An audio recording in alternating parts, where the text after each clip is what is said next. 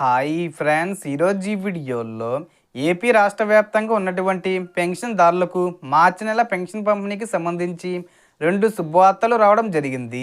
So దానికి సంబంధించిన పూర్తి ఇన్ఫర్మేషన్ ఈ వీడియోలో తెలుసుకుందాం. అండ్ వీడియో నచ్చితే లైక్ చేసి షేర్ చేసి సబ్స్క్రైబ్ చేసుకోండి ఫ్రెండ్స్. సో ఏమాత్రం లేట్ చేయకుండా వీడియోలోకి వెళ్ళిపోద్దాం. సో పెన్షన్ తీసుకునే ప్రతి లబ్ధిదారునికి ఒక ముఖ్యమైన సమాచారం ఉంది. మార్చి నెల పెన్షన్ పంపిణీ ఈసారి సాధారణంగా 1వ తేదీ కాకుండా ఫిబ్రవరి 28వ తేదీన ప్రారంభమవుతుంది. ఎందుకంటే మార్చి 1వ తేదీ ఆదివారం రావడం వల్ల ప్రభుత్వ నియమాల ప్రకారం సెలవు రోజున పంపిణీ ఉండదు. కాబట్టి ముందుగానే చివరి తేదీన చెల్లింపులు చేస్తారు. గతంలో కూడా ఇదే విధంగా ఫిబ్రవరి నెల పెన్షన్ను జనవరి 31న ఇచ్చిన విషయం గుర్తుంచుకోండి. అదేవిధంగా ఇప్పుడు మార్చి నెలకు సంబంధించిన పెన్షన్ను ఫిబ్రవరి 28న ఉదయం 7 గంటల నుంచి గ్రామవడ్డు సచివాలయ సిబ్బంది ఇంటింటికి వచ్చి అందజేస్తారు.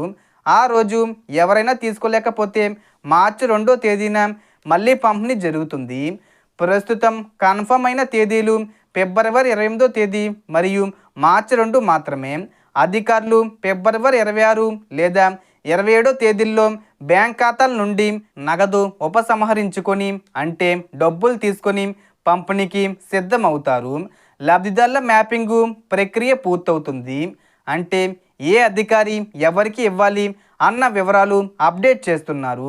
కాబట్టి అందరికీ సమయానికి అందేలా చర్యలు తీసుకుంటున్నారు.